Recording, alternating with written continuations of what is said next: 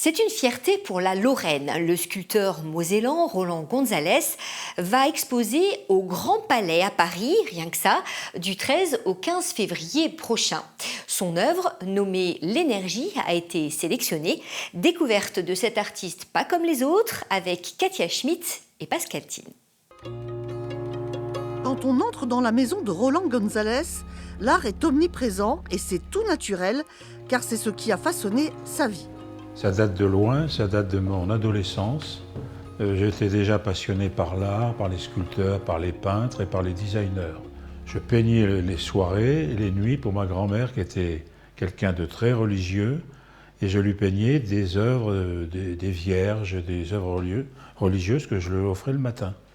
Et depuis, cet autodidacte a parcouru un long chemin. Après avoir travaillé la terre, la pierre de Jaumont, il s'est attelé à l'acier. L'acier, c'est une sculpture par addition. On peut monter très haut. Si ça ne va pas, on coupe, on meule, etc. Donc on a un travail peut-être moins téléguidé avec l'acier, plus inspirant. Pour la 5e fois, Roland Gonzalez atteint le Graal, puisqu'il a été sélectionné pour exposer son œuvre L'énergie au Grand Palais de Paris. J'ai pris un marteau tenu par un individu avec que des torsions pour donner cette impression de violence, d'énergie, de force. C'est un langage, mais qui est une lutte contre la matière, pour ou contre la beauté. On est toujours en train de lutter pour ce que l'on veut faire, en fait. On a une idée en tête, mais c'est une vraie lutte pour arriver au bout, quoi. Il y a plusieurs bonheurs là-dedans, si vous voulez. Il y a le bonheur d'avoir été sélectionné.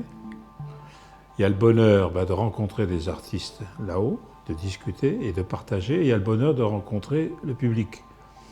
Et le public, c'est le meilleur juge.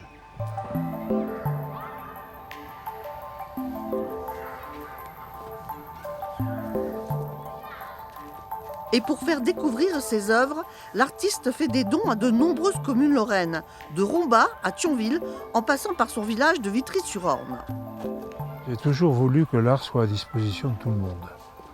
Et ce qui m'a donné l'idée de faire des dons à beaucoup de communes, justement pour que la population, les gens, puissent bénéficier de l'art. Je suis toujours omnibulé par cette façon par l'art pour sauver le monde. La plume, c'est la plume de l'écrivain qui écrit une histoire qui, je l'espère, sera positive. Et son œuvre L'énergie sera exposée au Grand Palais du 13 au 15 février prochain.